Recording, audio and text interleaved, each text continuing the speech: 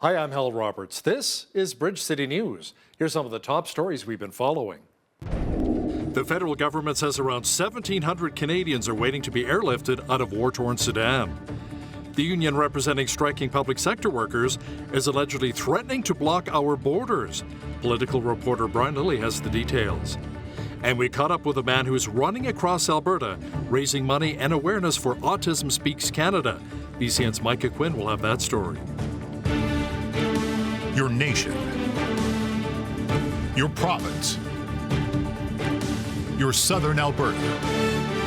From the heart of Lethbridge, it's Bridge City News with Hal Roberts. Thanks so much for joining us. There are around 1,700 Canadians waiting for help to get out of Sudan, where fighting continues despite a 72-hour ceasefire.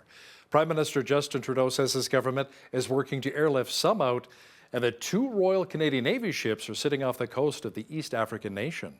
Obviously, the situation in Sudan is extraordinarily concerning. It's one of the poorest countries in the world, and having this kind of military conflict is having a huge impact on civilians. Canada is engaged with our allies. We have assets in the region. We're looking at doing direct airlifts of Canadians and dependents. We're also engaged diplomatically. I just spoke with the chairperson of the African Union this morning to continue to offer any support Canada can have in calling for a ceasefire and looking for resolution. Foreign Affairs Minister Melanie Joly says 100 Canadians have already left Sudan, and Ottawa is providing information for people who are trying to leave the war-torn country on their own. The strike continues by our country's 155,000 public sector workers. The Public Service Alliance of Canada says their members are fighting for better wages and the ability to work from home. There's also talk that the union is considering setting up a shop and potentially blocking some of our country's borders. Political reporter Brian Lilley has been covering this story closely and says blocking the borders, including the one at Coutts here in Alberta, is one of the main reasons why the Emergencies Act was invoked during the Freedom Convoy last year. I can't believe that Chris Aylward, the head of the Public Service Alliance of Canada, is talking about that. You know, I'm sure that we could rewind the tape and find him or others in PSAC calling on the government to do something about the Freedom Convoy and the groups that latched onto it, blocking ports of entry. So whether he's talking about having federal workers block land border crossings or airports or marine ports, that's exactly why the government said they needed to invoke the Emergencies Act. Mr. Lilley will also discuss why there's been very little media coverage on the court case involving the Trudeau government's 2020 gun ban decree. He'll have details coming up in the second half of our program.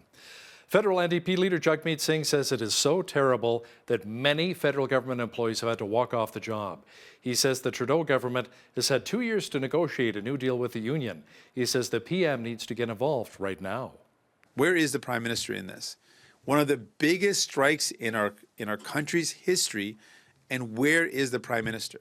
The Prime Minister should be taking this seriously and personally.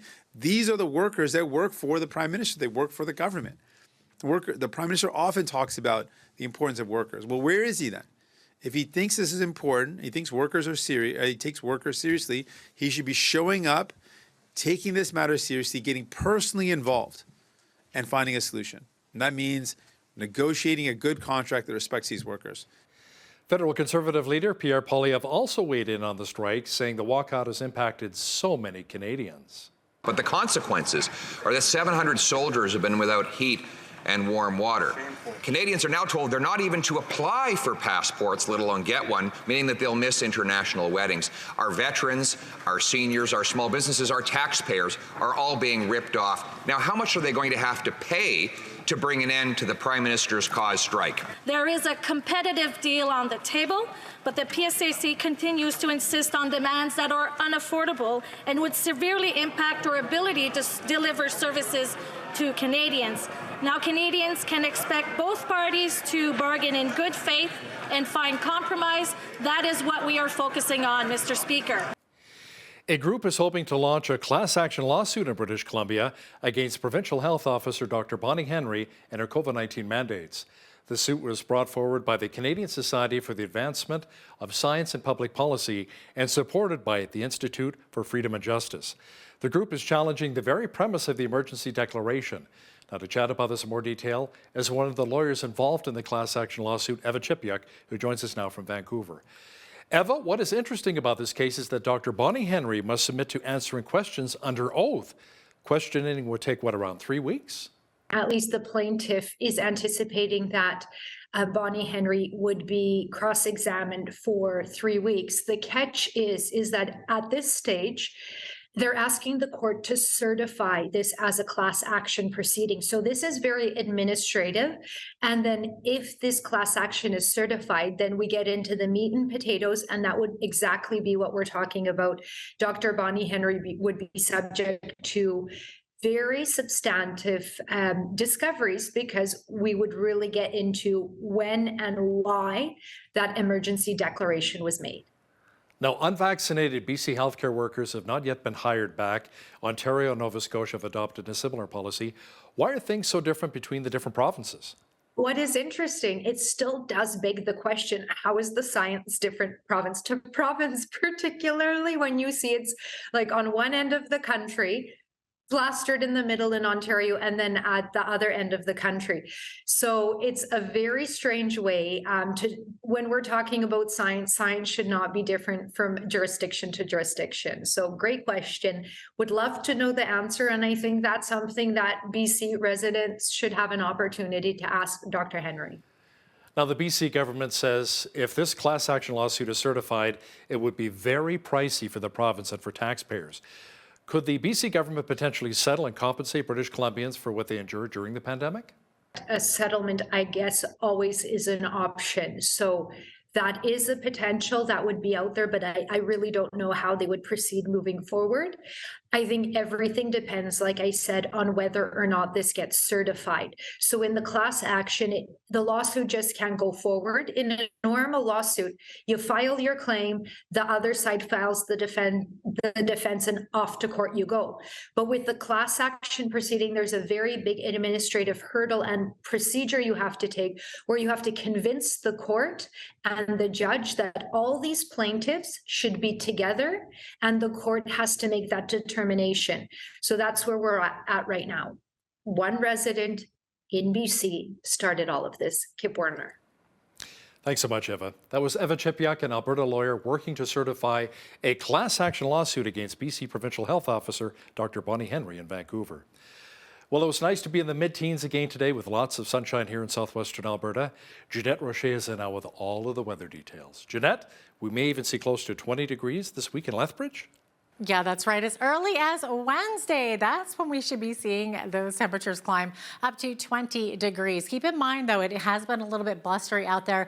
We're seeing those winds gust up to about 60 kilometers per hour this evening before diminishing. Then they're going to increase, pick up again tomorrow morning, and by noon on Wednesday, we should see those wind gusts up to about 50K. Loving those 20-degree marks, though, and the good news is the warm weather temperature is only getting started, as we're going to see those temperatures climb even higher as we get closer to the weekend. I'll be back later on the show to give you all those details. Hal?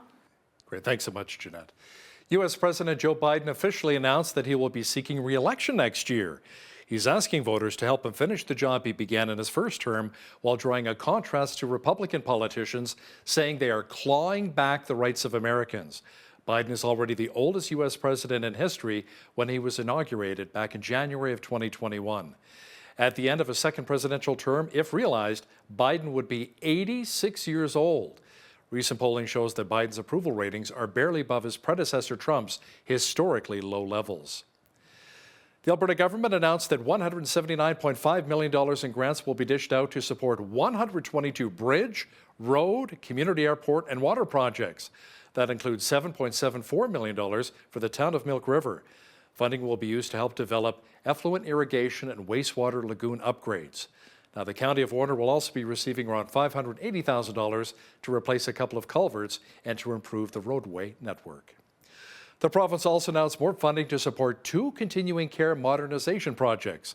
Health Minister Jason Copping says $240 million will support 2 projects, the Good Samaritan Society project in Edmonton and the Bethany Care Society in Calgary. This funding will support the construction of a modern seniors residence featuring 420 private continuing care spaces. The new complex will also be the beginning of a hub for a campus of care that increases services and supports for the local community. It will also replace the 54-year-old Bethany Calgary Auxiliary Hospital. In Edmonton, the Good Samaritan Society is also receiving $63 million in 2024 to support the Good Samaritan Village project. This funding is part of a total government investment of $126 million over 5 years for the development of a new seniors residence with 280 continuing care spaces. The Alberta government is also investing $8 million to help support physical activity and recreation for children and youth throughout our province. These funds will come through the Every Kid Can Play program, which is also partnering with Kidsport Alberta. Staff from the organization explained what the money will be going towards. This initiative will provide $350 per qualified child to assist with registration costs for sport programs across the province. The investment from the Government of Alberta represents a significant commitment to supporting low-income families and ensuring that every child in Alberta has the opportunity to participate in sports. We know that playing sports has a tremendous positive impact on children's physical, mental, and emotional well-being, and we are excited to work with the government to make these benefits accessible to more children across the province. Parents can apply for funding in June through Kidsport Alberta. You know, anyone who's had children knows that every so often you need a little bit of help or advice. Now, unfortunately, dads are often left out of the mix when it comes to parental support services. The Lethbridge Family Centre has an array of programs and services available to support families. The group's executive director, Maral Kiani, says they have some programs specifically designed for dads. We have specific dad programs and really focusing on that because that father figure role is really important in the child's development. And so those success stories of seeing dads who use worry dragons, it's a program that, you know, kids go through and they identify their dragons and are able to cope with them by learning coping mechanisms or mitigating them.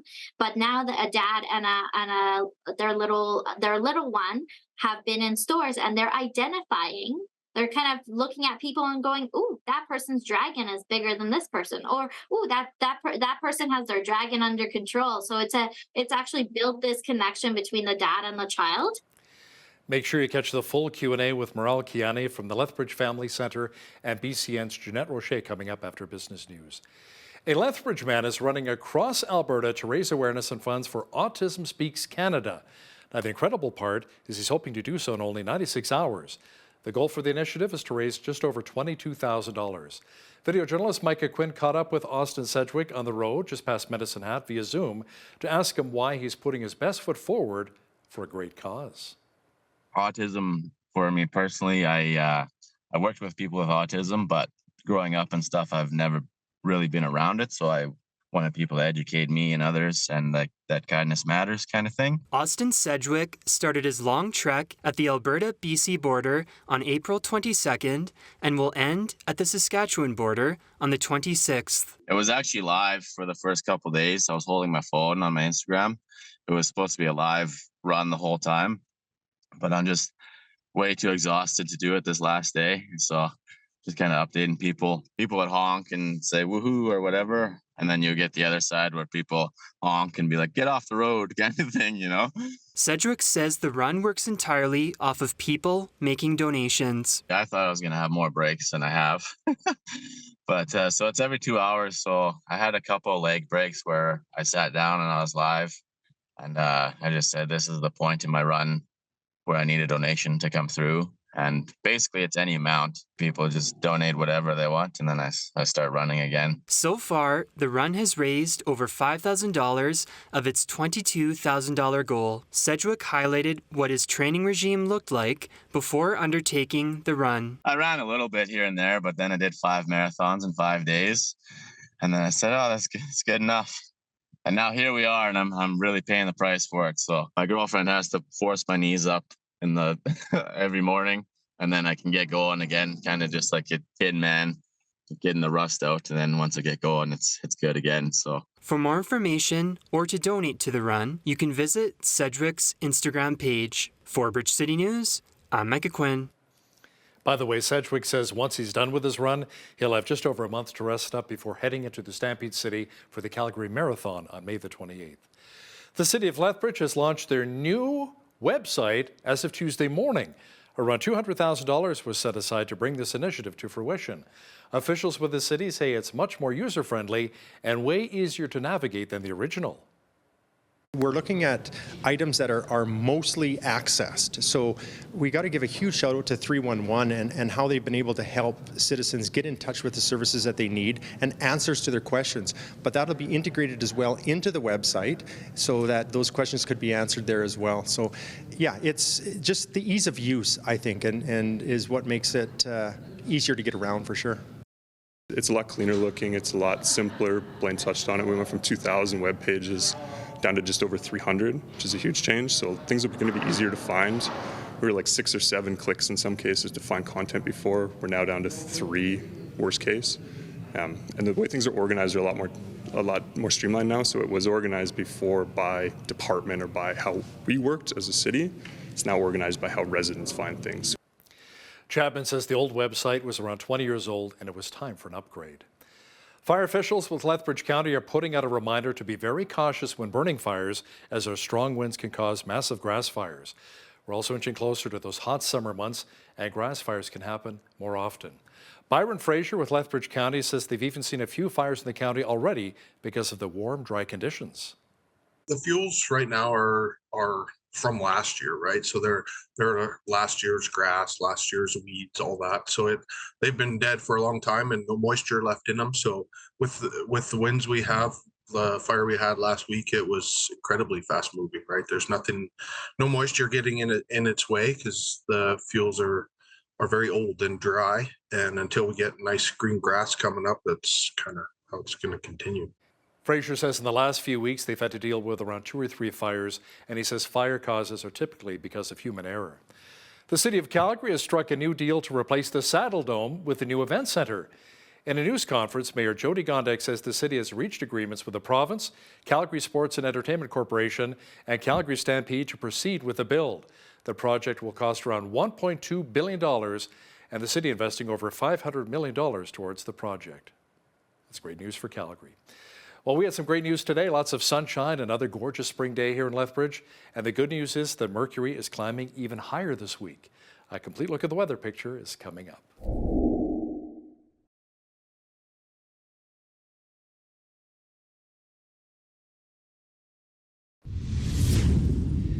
You know, it was a great day for taking a bike ride through the coulees here in Lethbridge. Lots of sunshine and a warm temperature once again. Jeanette Rocher is in now with all of the weather details. Jeanette, the warm spring temperature should continue for most of the week. Oh, they should. It's going to be a lovely week. Now, just keep in mind, though, if you do get out there on that bike for the bike ride, keep in mind our gusty winds. So we're looking at up to 60K winds this evening and gusting to about 50K by noon on Wednesday. But look at that, 20 degrees for Wednesday, down to 13, though, on Thursday, and then climbing back up to the 20s there. So 21 for Friday. And then look at the weekend. Saturday, high of 23 degrees with mainly sunny skies, mix of sun and cloud on a Sunday with also a high of 23 and that 23 lasting right through till Monday. So we are going to be well above our average high for this time of year, which is 15. Average low 1 degrees. 28 was our high temperature on this day back in 1946. And in 1959, we were sitting at -10, which was the coldest on record. 6:20, that is when the sun rose this morning. We're looking at a sunset this evening of 8:40 p.m., getting later and later. So we're looking at 14 hours and 20 minutes now. Okay, on the west coast, looking at a high of 15 degrees in Victoria, mix of sun and cloud, light winds, except in the Wanda-Fuca Strait, looking at up to 40K winds, 14 for a high in Vancouver. Also a mix of sun and cloud. Could see some slight showers in the morning as well. 17 for a high in Edmonton and a high of 18 in Calgary. Calgary seeing winds up to 20 to 40 kilometers per hour.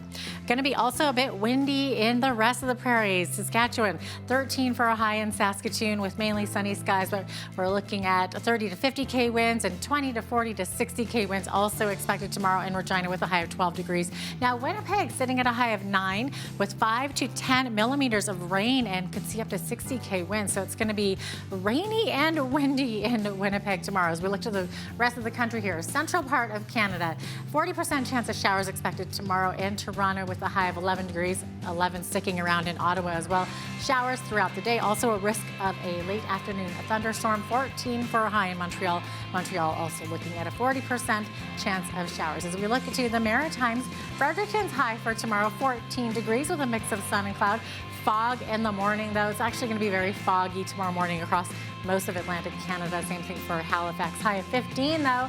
10 for a high in Charlottetown and a high of 3 degrees in St. John's, Newfoundland. Looking at periods of drizzle, risk of freezing drizzle as well there. So there you have it. That is your forecast.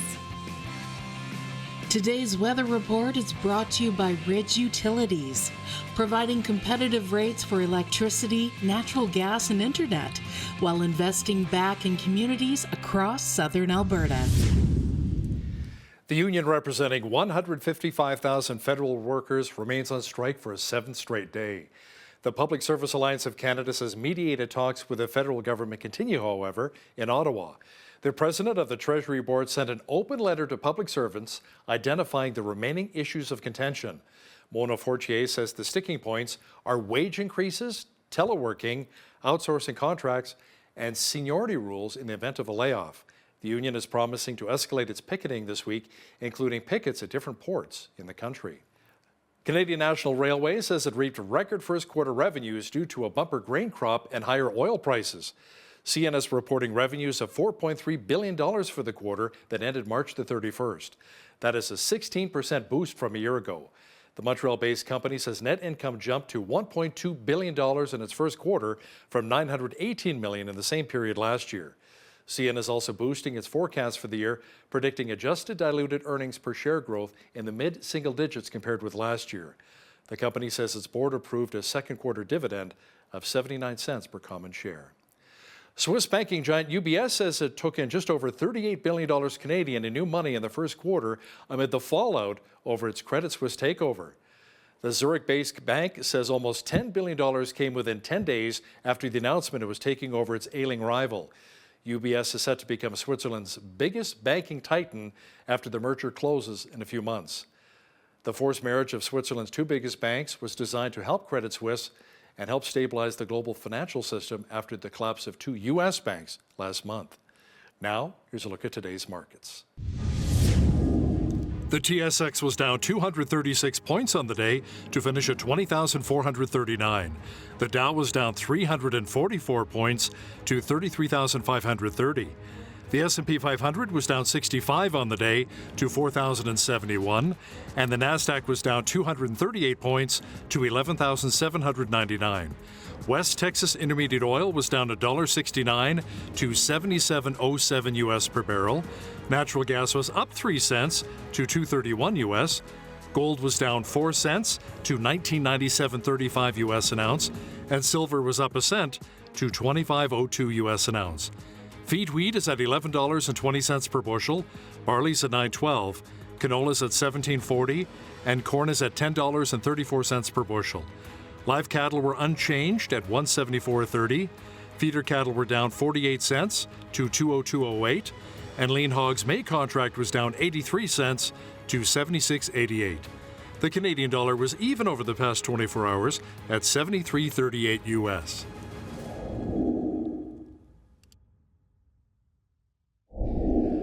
Recapping one of our top stories, it is day 7 of the national strike by our country's 155,000 federal sector workers. The government and the Public Service Alliance of Canada continue talks in Ottawa. Officials say the sticking points include wage increases, teleworking, outsourcing contracts, and seniority rules in the event of a layoff. The union is promising to escalate its picketing this week, including pickets at different ports in the country. Political reporter Brian Lilley says if union members block ports of entry between Canada and the United States, that is similar to what happened during the Freedom Convoy at Coutts and other borders. Would the federal government consider invoking the Emergencies Act once again? Brian will give us his thoughts next. Listen, if you see news happening in your community, be sure to send us an email at info@bridgecitynews.ca. We'd love to hear from you.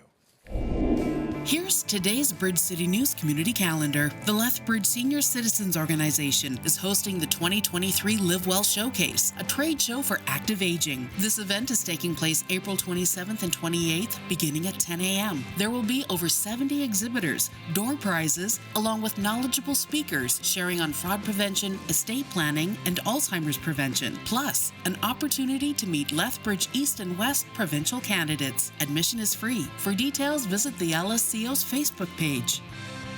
Celebrate Recovery is a Christ-centered recovery program for any hurt, hang-up, and habit. This group meets Friday nights at Park Meadows Baptist Church. The evening begins at 7 p.m. with a large group session, followed by small groups at 8 with coffee and dessert at 9. For more information, visit celebraterecovery.ca or call Park Meadows Church office at 403-327-4422. And that's today's Bridge City News Community Calendar.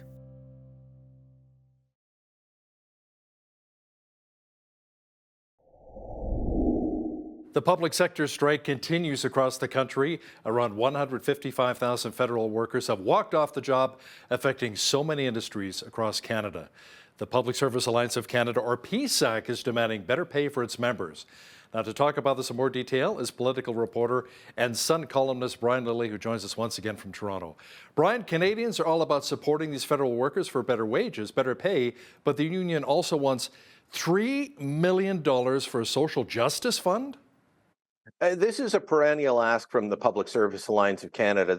They'll sell it to the government as well. It's just 1 cent for every hour worked. It works out to about $3 million a year for a political slush fund.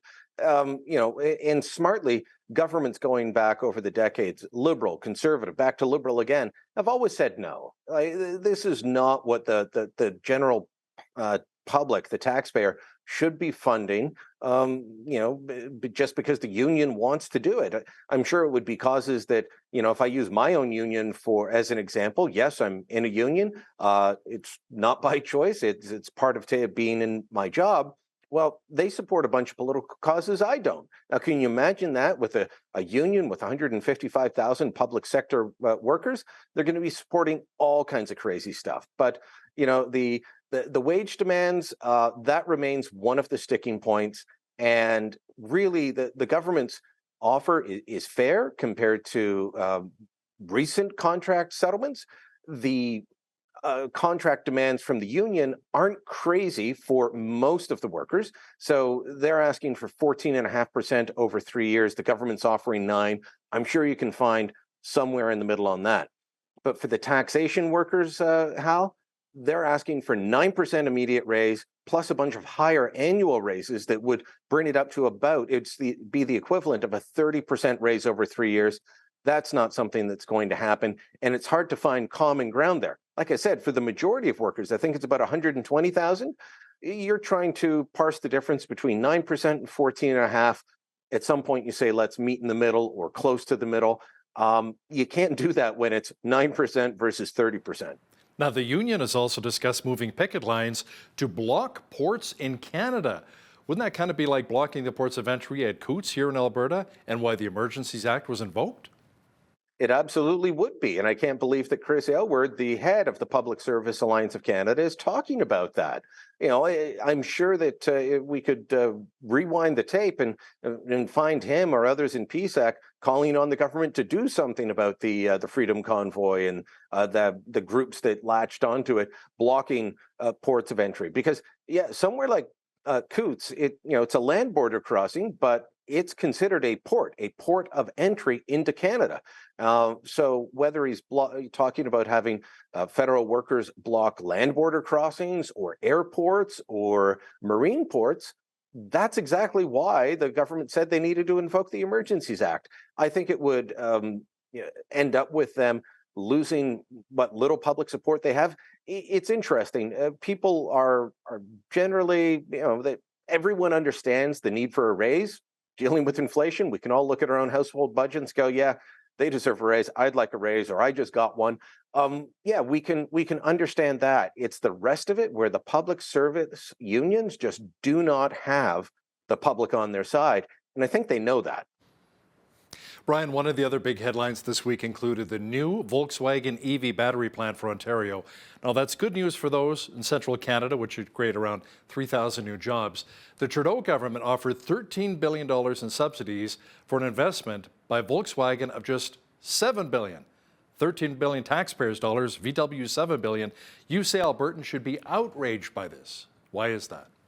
Well, they absolutely should. All Canadians should be. But I do want to caution this. The headline number of $13 billion, that's not a direct subsidy. And I think that point is important. When you pull back and you look at the actual direct subsidies, which I'm never a fan of, but it's part of the reality of landing these big companies. And it's especially a reality today when dealing with Joe Biden and the Biden administration and their Inflation Reduction Act, which has $1 trillion on the table to attract industries like this, to create jobs.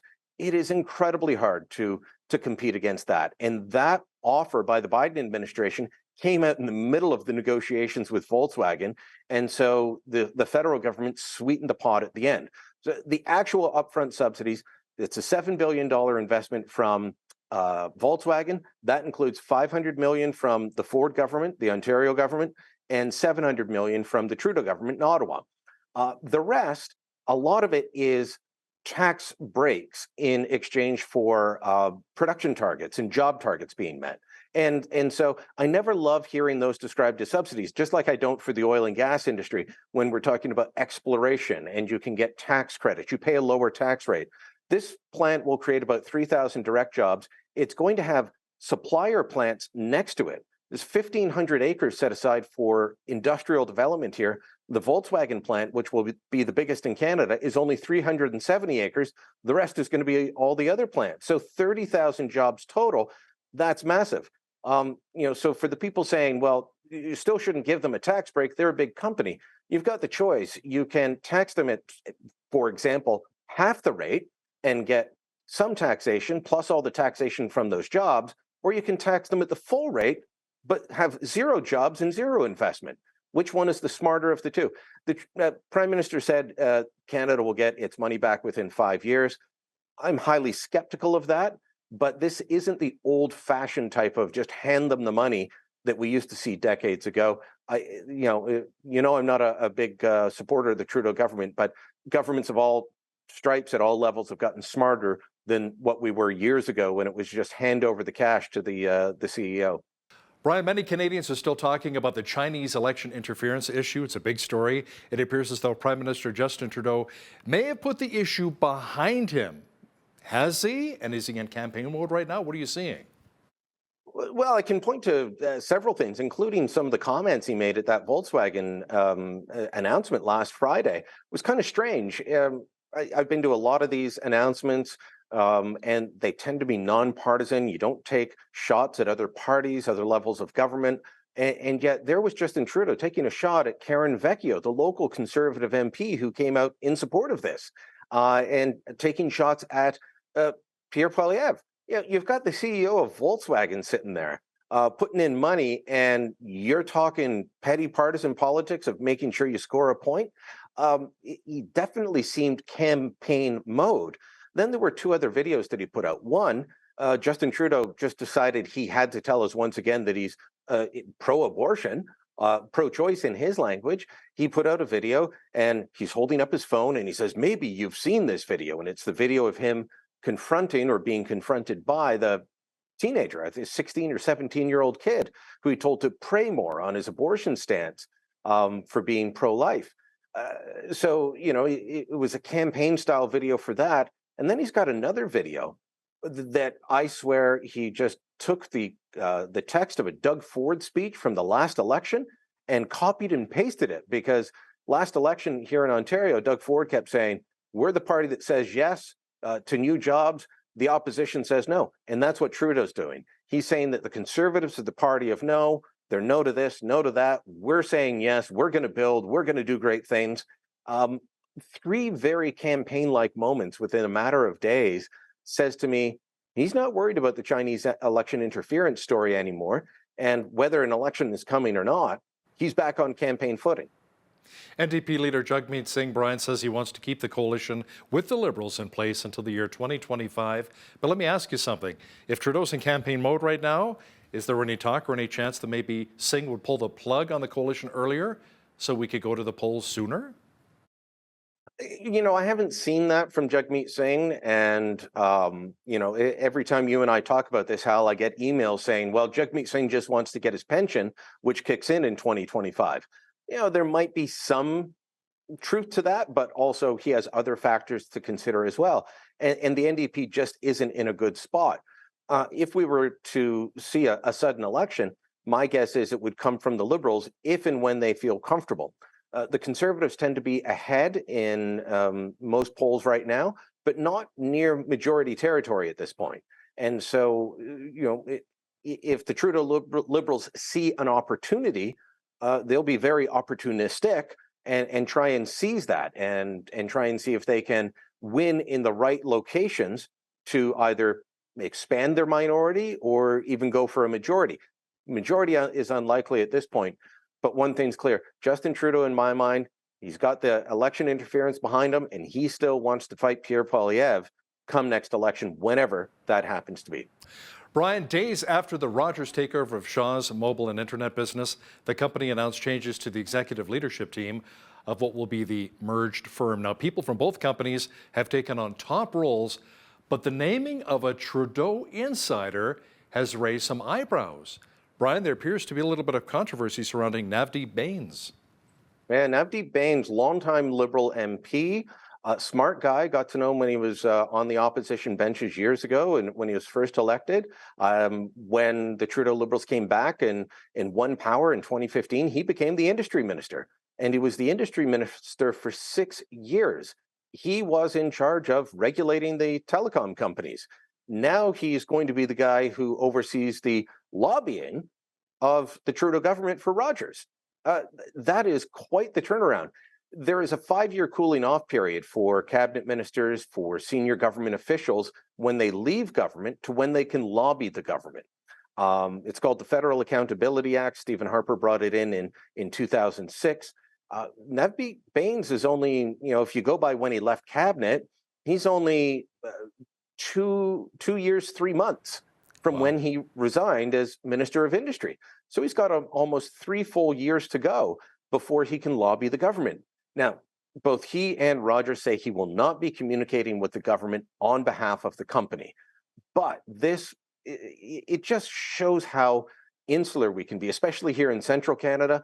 I've been saying it seems like this part of the country never got over having the family compact run as, you know, this group of families that is just in charge no matter how elections go. And this feels like that. It feels very cozy, very insiderish.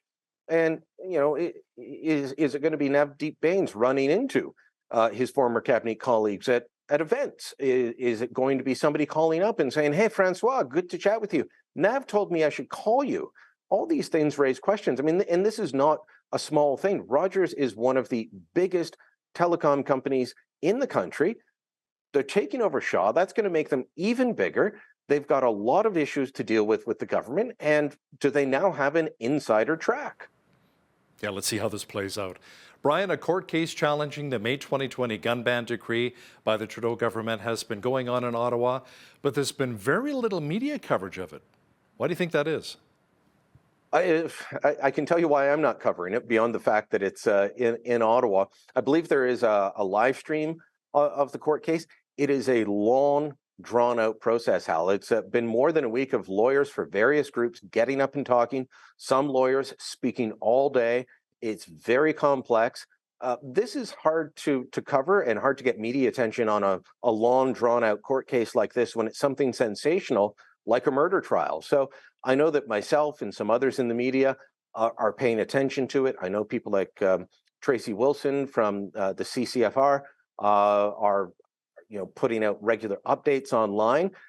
But this is an incredibly complex case, and you've had attorneys general from the various provinces getting up. You've had the federal government getting up. You've had different organizations representing gun owners, and it's very thick, complex arguments in terms of why it's either the right thing to do, the Order in Council banning all these guns, or how they violated either the charter or various existing laws and past court decisions. So this will not be the end of it, regardless of who wins. I believe it will be appealed to the Supreme Court.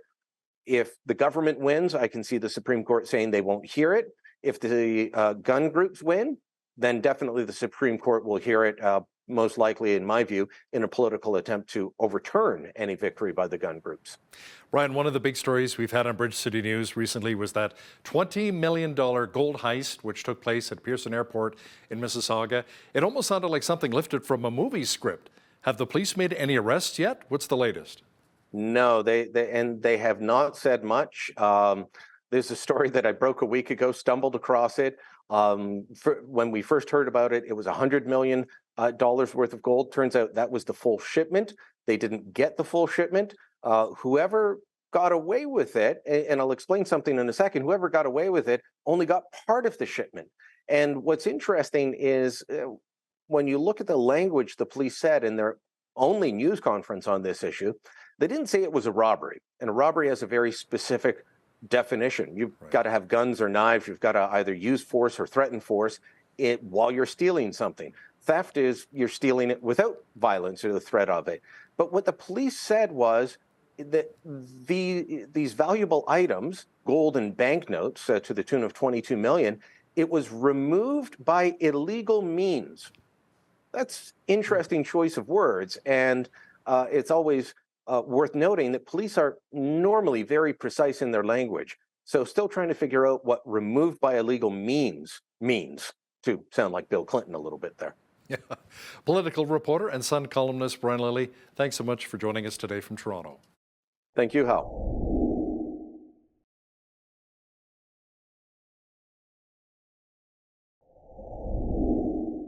Well, anyone who's had kids knows that every so often you need a little support. Sometimes we just need some advice from someone who's been there or some calming words to stay positive during that morning chaos. Whatever the case may be, there is parental support out there, and it's just a phone call or click away.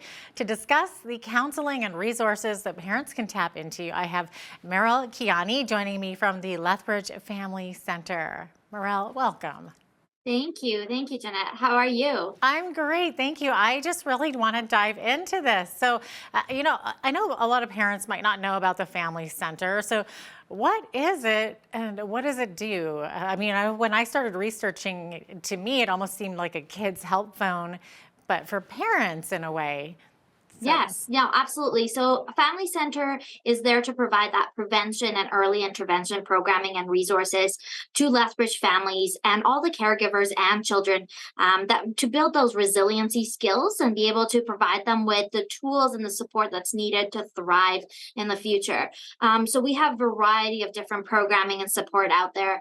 We have drop-in play programs where it builds that social connection, working on executive functioning skills, building those skills that are really needed, the soft skills for the children, but as well as providing that social connection for families and parents and caregivers that need that, especially after COVID, building that relationship back up. We have more sort of targeted programs where, a parent might need that one-on-one parent support about a specific thing that they're experiencing, whether it's, disobedience of a child or whether it's just an extra little support about bedtime routines. We have parent support for that. So parent support coaches are able to help navigate that situation. We also do registered programs. Those registered programs, things like Baby Splat or a Splat program or our Baby Gym Time. Those are registered programs where, again, it focuses on those resiliency building, on those executive functioning skills, builds that social connection for parents and caregivers, and gives those tools for them to thrive in the future. That's amazing. It's such a needed resource. It sounds like you have so much going on there under the roof. I mean, we see it there at the Melcor Center. Most of us don't know what you guys do, and it's nice to know that it's not just for parents. Kids can actually really tap into this as well, right? Like if a youth or other family members find themselves in need, there's so many services for them to tap into. So what's the best way, if someone needs help, like what's the best way for them to access it? Is it online? Is it by calling you? Yes, absolutely. So there's various different ways of connecting with Family Center. On our website, there's all of our programs. What I just highlighted were just a few. We have variety of different programs for whatever the need of the family is. We also have Indigenous programming where it's targeting for Indigenous families and really focusing on the Blackfoot culture and bringing Blackfoot culture into the youth's lives as well as the families, working with our elders and being able to support that way. Our website has a really great way of having our program guide where it lists when the programs start, how many weeks they are, how is the registration. So website's a great place to get resources, as well as calling us. Calling our number, our front staff are ready and happy to support families. For those who need an extra little support where they don't know what is it that their family needs. We have a dedicated staff called a family connector.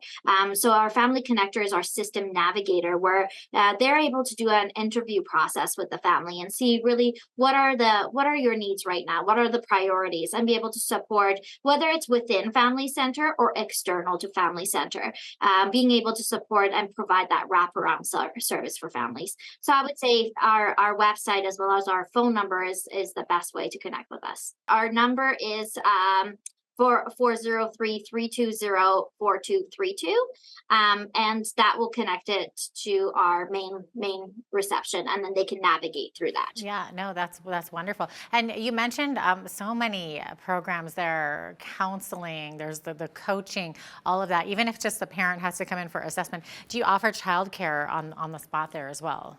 Well, some of our programming, we do partner, we do have casual childcare providers that if there's a registered play program or a program, then the children can be under a care while the parents go through that program. We're not a childcare center ourselves, but we'll remove barriers for families as best as we can. And with our counseling, we used to have in-house free counseling support. Unfortunately, with loss of funding, we lost that department. However, we have a private funder that has given us subsidized funds that we are able to support families, and we have partnered with 3 private counselors on site at our Melcor Center and be able to refer families that fit that criteria for counseling. Our 2 other locations on the north side as well as on the west side at Coalbanks Elementary, they do very much similar programming. The west side does very much similar registered programming as our downtown. Our north side, which is located at Interfaith Food Bank, does a lot of that cooking, building social connection through the cooking programs and teaching where that comes from. I love that. So you've got multiple locations. Merrill, what is the history of the Family Center? How did it begin? Family Center started actually about 40 years ago, and it was an amalgamation between two agency, sort of like a parent place, and then it transitioned into being a family center. And it's just that the needs for building those skills and resiliency building in our children and supporting families, because the future and that prevention is really key in making sure that our community doesn't have intense intervention down the road. So a lot of our programs and the history of Family Center really does focus on that, on the skills side and building those skills in families and in children. But with the integration of the brain story, all of our staff are brain story certified, and all of our programs incorporate the brain story model and how brain is an sort of an architecture, the brain architecture, and how you have to build support and build tools into making them resilient and kind of removing those toxic stresses and navigating that air traffic flow of the brain for parents, for children, and that's really key. And that's how Family Center has started, is building connections, building resources for families for the future of the community, because we know that intervention is a reality, and intervention is a reality in many communities, especially in Lethbridge. However, by building in our families and our children and really focusing on that prevention, we can limit the amount of intense intervention that we will have down the road. Wow. Now, I understand that you have maybe a little bit of a partnership with Alberta Health Services. Yeah, we do have, we are a FRN, so Family Resource Network is a model through the province, and Lethbridge, in Lethbridge, Family Centre is the hub, and we have 2 spokes internally. However, we partner with many agencies, and we have other spokes that partner with us through this FRN model. So we have AHS as one of our partners. We have Lethbridge Family Services, their counseling as one of our spokes. McMahon, the family preservation workers, as one of our spokes. We have parents as teachers, home visitation as one of our spokes, and Lethbridge School Division, what was called Making Connections, as one of us spokes as well. So we partner on a regular basis through the FRN model, but Family Centre does have a vast list of partners throughout the community, and we with different programs throughout the year to make sure the families kind of get that support that they need and the resources that they need. Definitely. And you're talking about spokes, almost like I'm picturing a bicycle spokes, like everything coming together to make it work, right? Yes. And as an FRN, as the hub and as the FRN network, the purpose is to be able to provide that wraparound service. So be able to actually look at a family as a unit and see what are their needs, and as different agency filling those gaps and being able to support that family or support that child. Yeah. Now with AHS, I'm kind of envisioning it being like an educational component there. Within the FRN model, it's the home visitation or families first. So kind of that specific target population. But we do partner with AHS often about that education piece as well. Yes, we have a lot of resources. We bring in different resources for our different programs that families can utilize, as well as refer our families to the resources through AHS as well. One example is we have a very new program called Babes on the Milky Way. And it's a lactation support group. And it was just because the need was really big in Lethbridge, and that support network and the lactation support group for new moms or expecting moms. How we partnered with lactation nurses and being able to bring them in and have them educate or provide support to moms, the new moms that are struggling, or moms that are, needing that extra information. Being able to work with dietitians through Alberta Health Services and bringing them in to provide those resources. We really like to, what we want to focus is to make those connections. So really make those connections for families to the programs or the resources that are out there. Yeah, it's wonderful. I am imagining that this is free of charge to your clients, right? Yes. Okay, all right. Yes. And Morel, what have you been seeing as the major needs? What are the major needs and issues facing kids and families here in Lethbridge? Yeah. So one of the biggest sort of transition or trends that we have seen is families and parents that need support through separation and divorce. That has actually, our calls have really increased after and during COVID. And so there's a lot of programs that are out there that Family Centre does provide those support for parents that are going through that transition. But it's not just the parent that needs that support, it's also the child that's kind of going through that transition as well. So we offer programming, we offer Rainbows program. So it's a grief and loss program that can support the child to transition through this hard times within their family. So those are the increase in needs that we have seen. We've also seen an increase in calls, a little more distress calls. So calls that are a little more at a heightened level than in the past. So our family connector does her best to be able to navigate through that, do the intake process, and be able to provide them with support. We have had to provide the crisis line for a number of those calls, and we've really seen that trend. And housing has become an issue or a barrier as well. So the trends are that we really, really need to move into this prevention really, really need to inform the community and the families to utilize the programs and services that are out there so that we don't have these calls down the road and so that we can mitigate them. Yeah. Are you able to share any success stories with us? We have specific dad programs and really, really focusing on that because that father figure role is really important in the child's development. And so those success stories of seeing dads who use worry dragons, it's a program that, kids go through and they identify their dragons and are able to cope with them by learning coping mechanisms or mitigating them. But now that a dad and their little one have been in stores and they're identifying.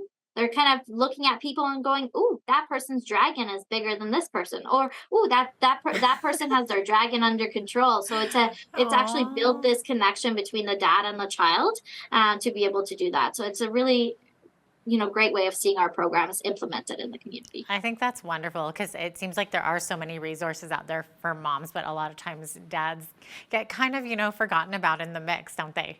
Yes, they do, and we have been focusing more this year as we had our funding through Lethbridge Tim Hortons owners and through the Smile Cookie campaign that was really geared and dedicated towards our dad programming. So we've had a number of dad programs that have come up and they have been full, and it's been amazing to see that relationship and that connection between dads and their kids. Awesome. Well, you are a nonprofit, so I'm sure you look for donations as well. If people want more information, where can they go?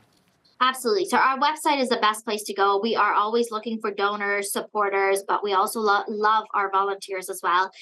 So our website is the best place to go, and there's information about how to donate, how to volunteer, and connecting with us. And I always encourage people to connect with me directly as well, and I can give them more information about where they want to support which program, which area, and where do they want their dollars to go. That's amazing. It looks like we are about out of time here, but thank you so much, Morel, for sharing with us all about the Lethbridge Family Center and the mission of it. It's wonderful. Thank you very much for having me. Absolutely. That was Morel Kiani, Executive Director of the Lethbridge Family Center. I'm Jeanette Roche on behalf of all of us here at Bridge City News. Thanks so much for watching.